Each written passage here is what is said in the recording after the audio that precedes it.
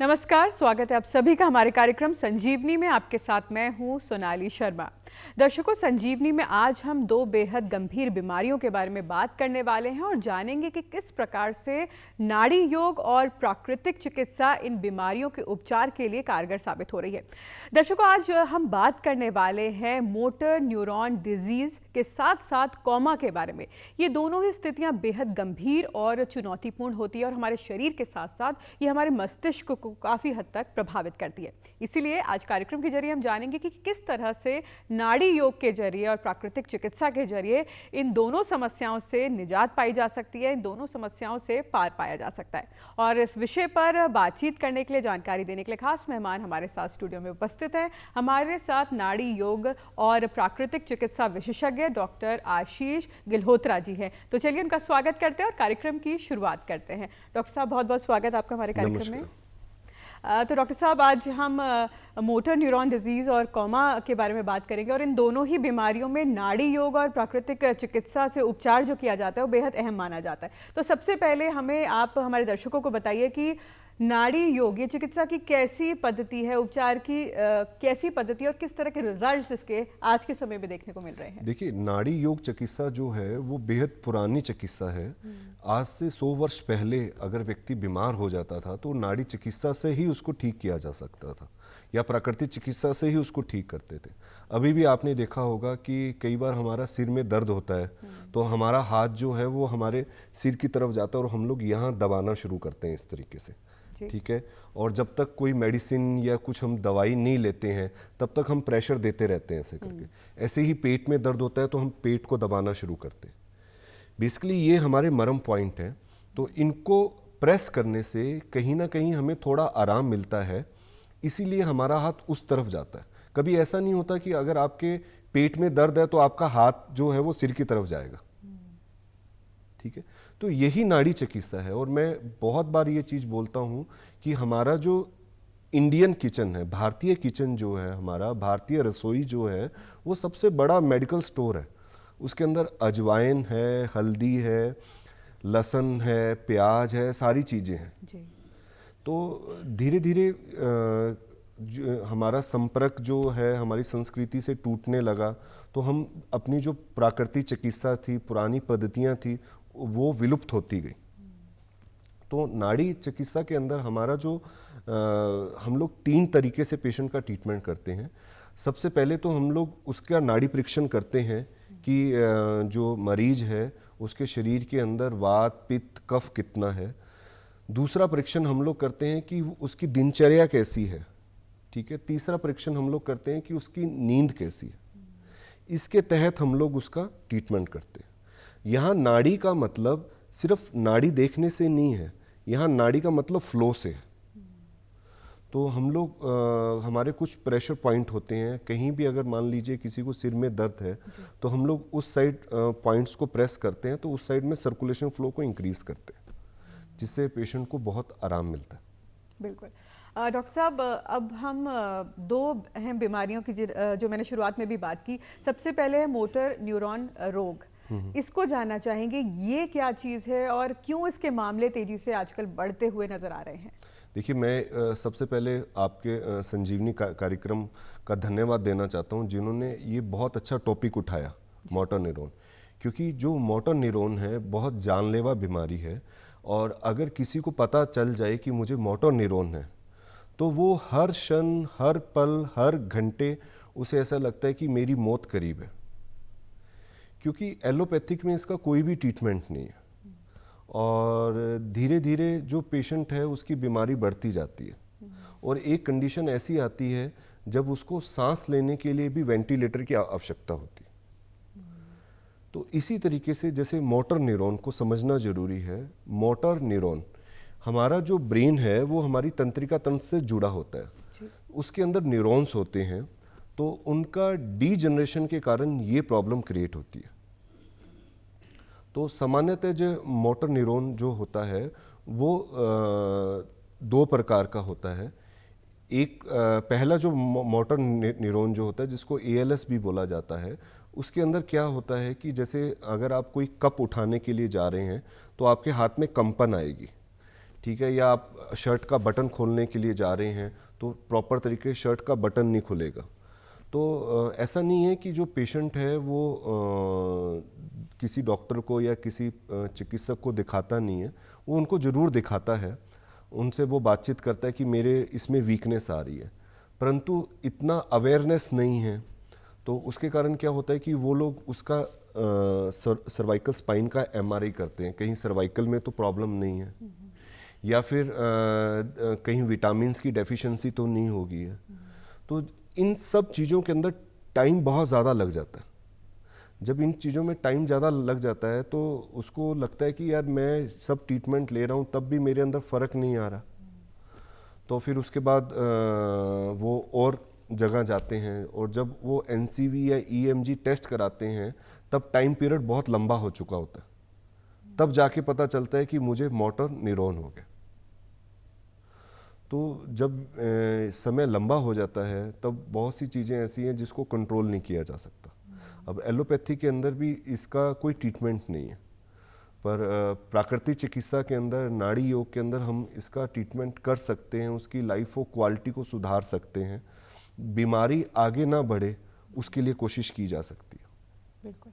तो डॉक्टर साहब, क्या लक्षण होते हैं इस बीमारी के, और किस तरह से जो एक आम व्यक्ति होता है किस तरह से उसकी एक्टिविटीज़ में बदलाव देखने को मिलता है, कैसे ये पूरे शरीर को अफेक्ट करता है, थोड़ा इस बारे में बताइए। बिल्कुल, देखिए मोटर न्यूरॉन, जैसे मैंने आपको बताया कि जो हमारा ब्रेन होता है वो उसके साथ हमारी स्पाइनल कॉर्ड जुड़ी होती है, ठीक है। उसके अंदर न्यूरॉन्स होते हैं जो डीजनरेटिव होना शुरू हो जाते हैं, ठीक है। उसके कारण क्या होता है, जो हमारी मसल हैं वो गायब होना शुरू हो जाती हैं। जैसे आप मेरा हाथ देख रहे हैं, जो मेरा ये हाथ है इसकी हथेली उठी हुई है। तो जो मोटर न्यूरॉन का पेशेंट होगा उसका पहला लक्षण ये होगा कि ये समतल होना शुरू हो जाएंगे, यहाँ से जो मांस है वो गायब होना शुरू हो जाएगा, ठीक है। तो इसका जैसे आपने बात की कि शुरुआती लक्षण क्या है, तो शुरुआती लक्षण के अंदर जैसे अगर कोई कप पकड़ रहा है तो उसकी जो ग्रिपिंग है यानी कि जो पकड़ है वो कम होगी, उसे ऐसा लगेगा कप नीचे ना गिर जाए मेरे हाथ से। उसके बाद धीरे धीरे उसे ऐसा लगता है कि मैं अपना जो बटन है वो खोल नहीं पा रहा हूँ, ठीक है। कुछ टाइम बाद उसको ऐसा लगता है कि ये मेरा हाथ जो है वो ऐसे नहीं उठ पा रहा, इस तरीके से तो जा पा रहा है। धीरे धीरे उसे ऐसा लगता है कि यहाँ से मेरी मसल गायब हो गई। उसके बाद और उसको ऐसा लगता है कि ये मेरी बाइसेप की जो मसल है ये भी गायब हो गई। उसके बाद धीरे धीरे क्या होता है कि उसके ये जो दोनों अपर लिम्ब जो होते हैं वो प्रभावित हो जाते हैं। उसके बाद उसकी टांगें प्रभावित हो जाती हैं, और जब टांगें प्रभावित हो जाती हैं तो व्यक्ति जो है उसको बहुत ज़्यादा भयभीत हो जाता है, उसे ऐसा लगता है क्या हो गया। क्योंकि अगर वो शुरुआती लक्षण जैसे मैंने बताया कि अगर आपको कप पकड़ने में भी दिक्कत आ रही है, ठीक है, या बटन खोलने में दिक्कत आ रही है, अगर आप शुरुआती लक्षण के अंदर ही कोई भी पैथी के अंदर चले जाएंगे तो आपकी बीमारी रुक सकती है। 100 में से 5% लोग ऐसे होते हैं जो रिकवर कर जाते हैं, पर दुर्भाग्य ये है कि इसकी अवेयरनेस नहीं है। करेक्ट। इसीलिए मैंने स्टार्टिंग में बोला कि आप लोगों ने ये बहुत अच्छा टॉपिक उठाया है। तो अगर इसकी शुरुआती लक्षण से पता चल जाए पेशेंट को कि मेरे हाथ में दिक्कत आ रही है, तो उसको अगर वो सर्वाइकल का एक्सरे करवा रहा है या कैल्शियम का उसने टेस्ट करवाया, साथ साथ में वो किसी न्यूरोलॉजिस्ट के पास चला जाता है, तो वहीं से उसका ट्रीटमेंट शुरू हो जाता है, तो ये बीमारी उसकी बढ़ेगी नहीं। और धीरे धीरे ऐसी कंडीशन आ जाती है कि जो पेशेंट होता है वो कुछ भी नहीं कर पाता, और सांस लेने में भी दिक्कत आती है। और सेकंड के अंदर क्या होता है, कई ज़रूरी नहीं है कि आपके हाथ पैर ही प्रभावित हों, कई बार बार्बल पाल्सी भी होती है। बार्बल पाल्सी का मतलब ये होता है कि जो आपका वॉइस बॉक्स है यानी कि होंठ, जीभ और आपका जबाड़ा ये प्रभावित हो जाता है। तो इसके अंदर इसके शुरुआती लक्षण में क्या होता है कि जैसे आप कोई चीज़ खा रहे हैं तो आपको यहाँ पेन महसूस होगा, पर हम लोग इग्नोर करते हैं क्योंकि हमारी आजकल जो ज़िंदगी है बहुत ज़्यादा व्यस्त हो गई है, तो हम लोग इसको इग्नोर कर देते हैं। थोड़ा पेन किलर वगैरह ले लिया या कुछ ले लिया, उससे चलता रहता है। और धीरे धीरे हम लोग देखते हैं 3 से 4 महीने के अंदर कि हमारी जो आवाज़ है वो प्रभावित होने लग जाती है। तो हमें ऐसा लगता है हाँ मुझे शायद मैं टमाटर को त से बोल रहा हूँ, तो हम लोग उसमें भी ध्यान नहीं देते। फिर धीरे धीरे और धीरे देखते हैं कि हम कोई जैसे पानी पीते हैं या कुछ ना, तो हमें ठसका लगता है, तब हम डॉक्टर के पास भागते हैं। पर जब तक हम डॉक्टर के पास भागते हैं तब तक बहुत टाइम बीत चुका होता है। तो डॉक्टर साहब, अब यहाँ पर नाड़ी योग की बात की जाती है, तो जब आपके पास पेशेंट्स आते हैं तो किस तरह से यहाँ पर या इस बीमारी में नाड़ी योगा अपनी भूमिका अदा करता है? किस तरह से ट्रीटमेंट शुरू किया जाता है जब डायग्नोसिस एक बारी हो जाता है बीमारी का? देखिए, हमारा दुर्भाग्य है कि हमारे पास जो भी पेशेंट आते हैं वो एटलीस्ट उनको 3 से 4 साल हो जाते हैं। उसके बाद जो पेशेंट हैं वो हमारे पास आते हैं, तो उस टाइम के अंदर हमारे लिए सबसे ज़्यादा इम्पॉर्टेंट ये चीज़ होती है कि उनको हमने सबसे पहले मोरल उनका अप करना होता है। नहीं, आप जो है इस बीमारी से जाएंगे नहीं, ठीक है। और सेकंड, हमें उनका जो परिवार है उसको भी समझाना होता है कि आपने इनको लेके घबराना नहीं है। तीसरा, हम लोग जो नाड़ी योग के अंदर करते हैं उनके लिए हम लोग डाइट, विशेष प्रकार की एक डाइट देते हैं, साथ में एक क्या कहते हैं लेप देते हैं, और उसको बोलते हैं कि आपका शरीर 5 तत्वों से बना है। जब आप 5 तत्वों के पास जाएंगे तो आपके शरीर में बहुत परिवर्तन आएगा। तो इसके तहत ही हम लोग उसका ट्रीटमेंट करते हैं। बिल्कुल। तो ट्रीटमेंट की अब शुरुआत किस तरह से होती है? नाड़ी योग क्या है और किस तरह से, क्योंकि हम जो जानते हैं पुराने समय में नाड़ी योग बहुत प्रचलित था, लेकिन एक दौर आया कि ये चीज़ें अब कम दिखती हैं, कम सुनाई देती हैं, लोग भी कम जाते हैं ट्रीटमेंट के लिए इस ओर। तो सिर्फ मोटर न्यूरॉन डिजीज़ की तो आज हम बात कर रहे हैं, लेकिन किस तरह से शरीर को स्वस्थ रखने में नाड़ी योग आज के समय में अहम भूमिका निभा रहा है, और ख़ास तौर पर मोटर न्यूरॉन डिजीज़ को लेकर? देखिए, मोटर न्यूरॉन के अंदर जैसे मैंने आपको बताया कि जो हमारा शरीर है उसके अंदर हर प्रकार का केमिकल मौजूद है जी, ठीक है। तो जैसे आपके दर्शक भी कर सकते हैं, अगर आप इस तरीके से करेंगे तो आप देखेंगे कि ये जो आपको यहाँ महसूस हो रहा है, गर्म वायु महसूस हो रही है। अगर आप ऐसे करेंगे तो ठंडी वायु महसूस होगी। तो कहने का विषय ये है कि एसिड और एल्कलाइन जो है वो आपके शरीर के अंदर ही मौजूद है। तो जब इसका इनबैलेंस होता है तब करके आपको ये प्रॉब्लम आती है। ऐसे ही जैसे जो मरीज होते हैं, कोई भी बीमारी अचानक से नहीं आती है। तो अगर आपका सोने का सिस्टम सही नहीं रहता, आपको बहुत ज़्यादा तनाव रहता है, आपकी जीवन शैली जो है वो सही नहीं होती है, तो बहुत सी बीमारियां जो शुरू होती हैं उसके बाद गंभीर रूप अदा कर लेती हैं, तो आपका उसके ऊपर ध्यान जाता है। तो इसके अंदर हम लोग क्या करते हैं कि सबसे पहले तो पेशेंट को ये बोलते हैं कि आप अपना जो लाइफस्टाइल है उसको आप सुधारिए। दूसरा, आपने पॉजिटिव रहना है कि हाँ नहीं, मुझे MND से लड़ना है और जीतना है मुझको। तीसरा, जो आपकी डाइट है उसका बहुत बड़ा रोल है आपके शरीर के अंदर। अगर आपकी डाइट जो है उसको आप चेंज नहीं करते, बीमार होने के बाद भी आप ये सोचते हैं नहीं मैं ये मेडिसिन ले रहा हूँ, मैं अगर मीठा खाना है तो खाता रहूँ मैं, ठीक है, और नींद नहीं आ रही तो कोई बात नहीं, तो उससे क्या होता है आपकी बीमारी लगातार बढ़ती जाती है। तो डॉक्टर साहब, क्या नाड़ी योग में भी अलग अलग प्रकार होते हैं? किस तरह से थेरेपीज़ होती हैं? किस तरह से जो पूरी जो तंत्रिका तंत्र है इसको किस तरह से प्रभावित किया जाता है, जागृत किया जाता है? देखिए, नाड़ी योग के अंदर भी अलग अलग थेरेपीज़ हैं। इसके अंदर भी जैसे हम लोग कलर थेरेपी करते हैं, ठीक है, आपके बीमारी के अकॉर्डिंग, आपकी प्रकृति के अकॉर्डिंग जो कलर आपको सूटेबल है उसको हम लोग यूज़ करते हैं। उसके बाद आपके शरीर की प्रकृति के अकॉर्डिंग आपकी डाइट हम लोग बताते हैं। तीसरा, इसके अंदर हम लोग आपकी दिनचर्या के अकॉर्डिंग आपके जो शरीर के अंदर पॉइंट्स होते हैं उसको प्रेस करते हैं हम लोग। जैसे अभी ये मेरे पास वो है, जैसे ये आप देख पा रहे हैं, तो आपने कई बार क्या कहते हैं उसको देखा भी होगा, एक्यूप्रेशर, एक्यूपंक्चर के अंदर भी जो ये हमारे हाथ की हथेलियाँ होती हैं तो इसमें थायराइड के पॉइंट भी होते हैं जी। तो हम लोग जैसे हमारे पास औजार होते हैं तो उससे हम लोग इन चीज़ों को स्टिमुलेट करते हैं इस तरीके से, तो ये पेनफुल नहीं रहते हैं। तो हमारा ऐसा मानना है कि इसके अंदर सब प्रकार के पॉइंट रहते हैं हमारे हाथ और पैर के अंदर।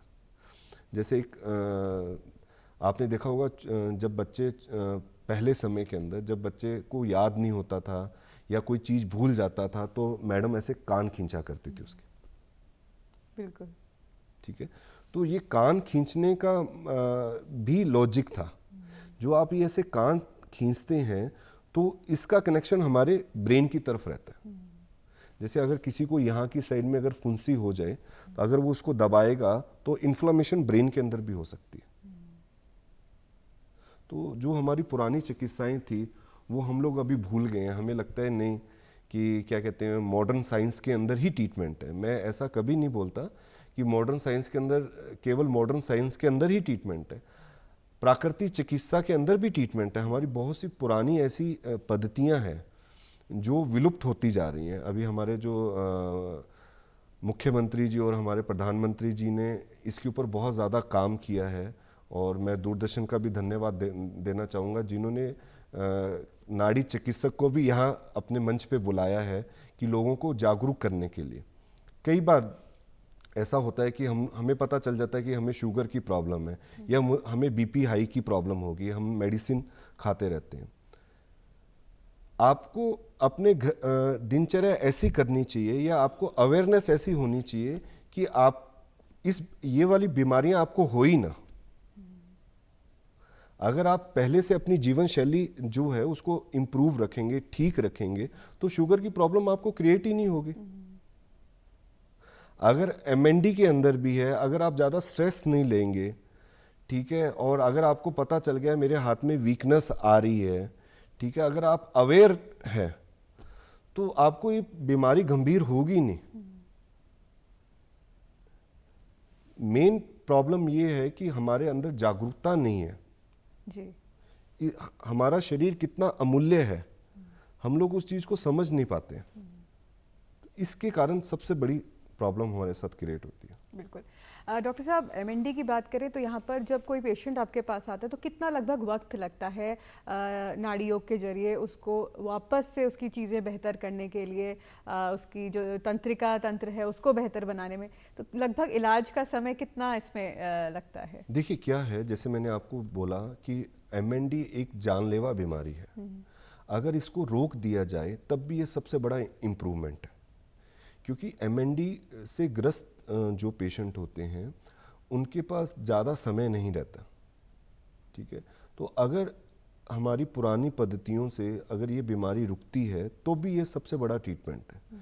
और नाड़ी चिकित्सा के अंदर जैसे हम लोग ट्रीटमेंट देते हैं तो सबसे पहला हमारा इसके अंदर ये रहता है कि हम पेशेंट को जो ट्रीटमेंट देते हैं उसकी लाइफ ऑफ क्वालिटी जो है वो और ज़्यादा डाउन ना जाए, उसका हम लोग ट्रीटमेंट देते हैं। और उसके अंदर हम लोग 6 से 7 दिन का ट्रीटमेंट देते हैं ताकि हमें ये पता चलता है कि उसकी बॉडी ने क्या रिस्पॉन्स दिया। फिर उसका लाइन ऑफ ट्रीटमेंट उसकी फैमिली को हम लोग सिखा देते हैं और फिर वो ट्रीटमेंट घर पे ही करता रहता है। फिर ऑनलाइन हमसे बताता रहता है कि हाँ भाई सर ये चेंज आया। तो ऑलमोस्ट अगर एक कॉमन पेशेंट की हम बात करें तो उसका ट्रीटमेंट 3 से 4 साल तक चलता है। तो डॉक्टर साहब, इसमें जैसे आपने अभी बताया भी हमें कि पॉइंट्स होते हैं, प्रेशर पॉइंट्स, उनको कहीं ना कहीं आप एक्टिवेट करते हैं, तो इसके साथ साथ कोई मालिश या कुछ और चीज़ें भी आप इस पे शामिल करते हैं? नहीं, इसके अंदर जैसे मैंने आपको बताया कि एमएनडी के अंदर क्या होता है कि जो आपकी मांसपेशियां हैं वो ख़त्म होना शुरू हो जाती हैं। तो अगर आप उसमें मालिश करेंगे तो वो वीक हो जाएंगी। ठीक है, तो उसके अंदर मालिश नहीं, घरेलू चिकित्सा जो है वो हम लोग बताते हैं कि आपके क्या कहते हैं उसको शरीर के अकॉर्डिंग, आपकी प्रकृति के अकॉर्डिंग आपको क्या क्या चीज़ें लेनी चाहिए। तो जैसे जो आपकी मसल होती है उसके अंदर भी फाइबर होते हैं। ठीक है, तो मैं आपके जो दर्शक हैं उनको भी बताना चाहूँगा, कोई भी एमएनडी का पेशेंट है तो उसको क्या करना चाहिए कि 1 चम्मच सौंफ और 1 चम्मच जीरा उसको रात को भिगो देना चाहिए 1 लीटर पानी के अंदर, और प्रातः उसको छान कर पूरा दिन भर वो पानी पीना चाहिए। क्योंकि जो सौंफ है उसमें फाइबर की मात्रा ज़्यादा होती है और जो जीरा है उसमें आयरन ज़्यादा होता है। तो जितने भी एमएनडी के पेशेंट होते हैं तो उनको folic acid, calcium, iron, B12, vitamin E, B1 से लेकर B6 जितना भी है सब दिया जाता है, क्योंकि मुझसे मसल स्ट्रोंग रहे।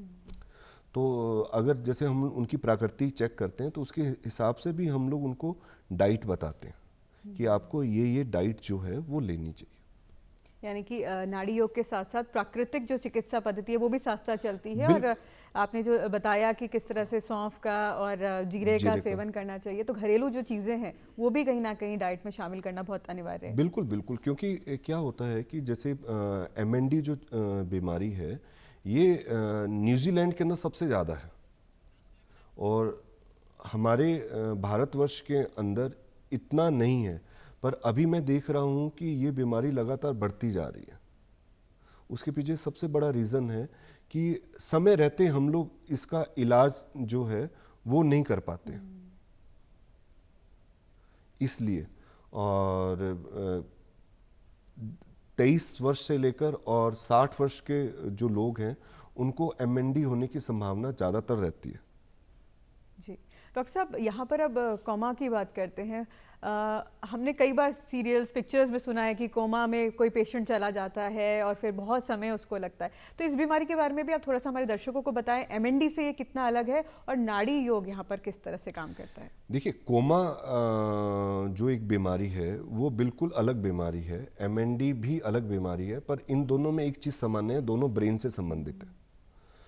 कोमा के अंदर कोमा का मतलब ये होता है कि जहाँ हमारी मोटर और जो सेंसरी नर्व हैं वो काम नहीं कर रही हैं, ठीक है। तो जैसे कोमा में जाने के बहुत से रीज़न होते हैं। कई बार जैसे आपको हार्ट की प्रॉब्लम है, ठीक है, आपकी ब्लड सप्लाई जो है वो ब्रेन तक हो नहीं पाती है, मान लीजिए 5 मिनट या 10 मिनट नहीं हो पाती है, तो ब्रेन में जो ऑक्सीजन जानी चाहिए वो ऑक्सीजन नहीं जा पाती, उसके कारण जो पेशेंट होता है वो कोमा में चला जाता है।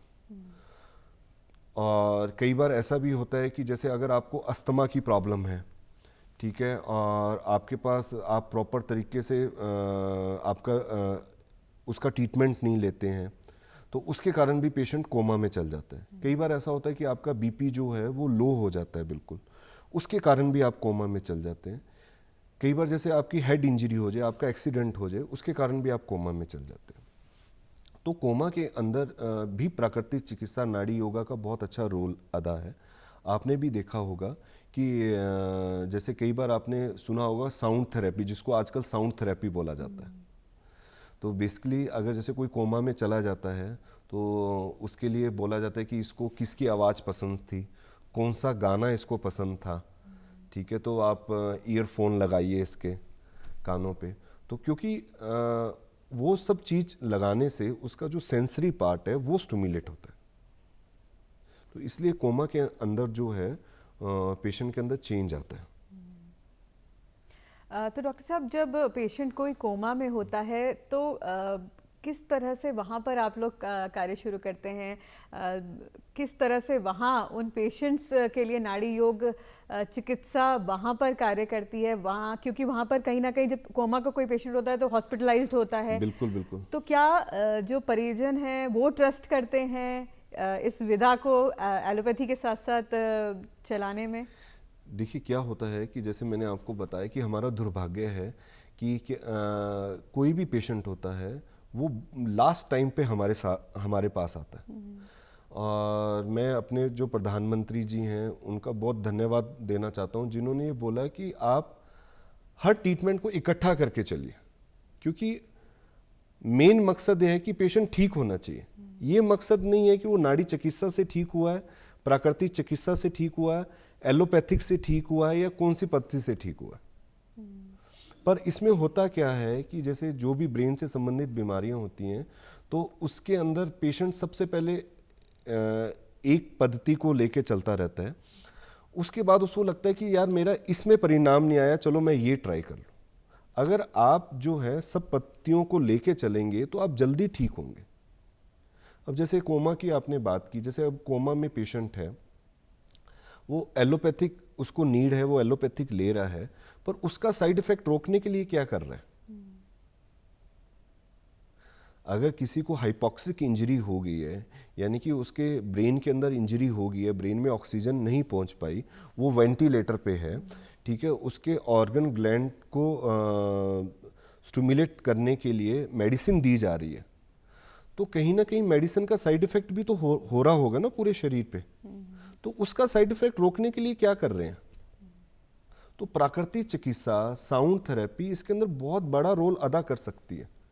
जो हमारे मंत्राज हैं जिसको हम लोग भूल गए हैं अभी, उन मंत्राओं के अंदर भी बहुत ज़्यादा पावरफुल हैं वो। तो मैंने तो कोमा के बहुत से ऐसे पेशेंट को ट्रीटमेंट दिया है, मैं ये नहीं बोलूँगा मैंने ठीक किया है, कि जिनके ऊपर मंत्रास का बहुत ज़्यादा इम्पैक्ट पड़ा है, तो उससे उनके अंदर बहुत चेंज आया है। अब जैसे आपने बात की कि उनके कोमा के जो पेशेंट होते हैं उनके परिजन आपके ऊपर कैसे ट्रस्ट करते हैं जी। तो वो हमारे ऊपर बिल्कुल ट्रस्ट नहीं करते हैं, क्योंकि उन्होंने कभी सुना ही नहीं नाड़ी योग के बारे में। कभी उन्होंने कभी ऐसा उन्होंने लगा ही नहीं कि प्राकृतिक चिकित्सा जो है वो ब्रेन के ऊपर भी काम कर सकती है। उन्होंने ये जरूर सुना है कि प्राकृतिक चिकित्सा जो है, अगर पेट दर्द हो रहा है तब हम अजवाइन और नींबू डाल के दे देंगे तब काम कर जाएगी। या ये जरूर उन्होंने सुना है कि अगर आपके क्या कहते हैं उसको कहीं चोट लग गई है तो आप थोड़ा हल्दी लगा दो, उससे इम्पैक्ट हो जाएगा। ब्रेन के लिए कभी नहीं सुना कि हाँ ब्रेन के ऊपर मंत्रास भी बहुत ज़्यादा काम करते हैं। पर हमारे इसमें क्या होता है कि जैसे अगर ए पेशेंट ठीक हुआ तो वो बी को बताता है कि मेरा ऐसे परिजन कोमा में था, तो आज वो ऐसे करके हमने प्राकृतिक चिकित्सा की है तो उससे वो ठीक हुआ है, तो फिर हमारे पास आता है। डॉक्टर साहब, यहाँ पे ये भी जानना चाहूँगी, हम यहाँ पर एमएनडी की बात कर रहे हैं, हमने कोमा की बात करी, पर क्या एक शरीर को स्वस्थ रखने में भी नाड़ी योग काम करता है? क्या बिना किसी बीमारी के भी कोई ऐसी चीज़ें हैं जो हम कर सकते हैं जो नाड़ी योग का ही हिस्सा हो, लेकिन हमें और हमारे शरीर को और मजबूत और हमारी मांसपेशियों को और मजबूत बना सके? बिल्कुल बिल्कुल, जैसे कि मैंने आपको स्टार्टिंग में बताया कि हमारा शरीर 5 तत्वों से मिलकर बना हुआ है। अगर आप 5 तत्वों के पास जाएंगे तो आप बिल्कुल स्वस्थ रहेंगे और दीर्घ आयु रहेंगे। इसी तरीके से अगर जैसे स्वस्थ व्यक्ति है तो उसको सुबह जब भी वो उठे तो वो सबसे पहले धरती माँ के चरण स्पर्श करके ऐसे उठे। उसका भी लॉजिक है, क्योंकि जब आप सुबह उठते हैं तो आपके शरीर का तापमान अलग रहता है, अर्थ का तापमान अलग रहता है। तो जब आप इस तरीके से टच करके उठेंगे तो आपका बॉडी का टेम्परेचर मेंटेन रहेगा। तो अगर बॉडी का टेम्परेचर मेंटेन रहेगा तो बहुत सी प्रॉब्लम ऐसी हैं जिससे आप बच सकते हैं। अब कई लोग क्योंकि लोग जो हैं वो प्राकृतिक चिकित्सा के तरफ इतने गए नहीं हैं, तो शायद ये बात सुन के हंस रहे होंगे कि इसका क्या लॉजिक है, पर इससे आपको थायराइड की प्रॉब्लम नहीं हो सकती है। ठीक है, आपका इम्यून सिस्टम स्ट्रोंग रहेगा। ठीक है, और जब आपने नहाना है तो हम लोग कैसे नहाते हैं, किस तरीके से नहाते हैं आप? हर एक का अपना अलग अलग वो होता है। कोई शुरुआत अपने सिर से करता है, कोई पैरों पर पानी डाल के करता है। अभी जैसे कुंभ लगा हुआ है तो आप देखेंगे कुंभ में जैसे ही हम लोग जाते हैं तो हम गंगा मैया, हम तो जब डुबकी लगाते हैं उसके अंदर तो सबसे पहले हमारे पैर जाते हैं, उसके बाद हम लोग डुबकी लगाते हैं। तो बेसिकली नहाना भी ऐसे चाहिए आपको। सबसे पहले पानी जो है वो आपको अपने टोस पे डालना चाहिए, फिर धीरे धीरे घुटनों पे डालना चाहिए, फिर धीरे धीरे कमर पे डालना चाहिए, फिर धीरे धीरे आपको सिर में डालना चाहिए। अगर आप इस तरीके से नहाएंगे तो आप बहुत सी ऐसी बीमारियां हैं जिससे आप बच सकते हैं। बिल्कुल डॉक्टर साहब, आप हमारे कार्यक्रम में आए और आपने नाड़ी योग को लेकर इतनी महत्वपूर्ण जानकारी हमारे दर्शकों को दी। आपका बहुत बहुत शुक्रिया हमारे कार्यक्रम में आने के लिए। Thank you so much. और मैं आपके जितने भी दर्शक हैं उनको मैं ये ज़रूर बोलना चाहूँगा कि एमएनडी को लेके घबराएं नहीं, और हर पल हर क्षण ये मत सोचें कि इसका कोई भी इलाज नहीं है। हमें एमएनडी से लड़ना है। और बहुत बहुत धन्यवाद देना चाहूँगा मैं आपका कि आपके इस कार्यक्रम से लोग जागरूक होंगे, उन्हें पता चलेगा कि नहीं, हमें एमएनडी से लड़ना है। बिल्कुल, धन्यवाद। शुक्रिया डॉक्टर साहब आपका। तो दर्शकों, उम्मीद करते हैं आपको आज का हमारा कार्यक्रम बेहद पसंद आया होगा। फिलहाल के लिए दीजिए अनुमति। नमस्कार।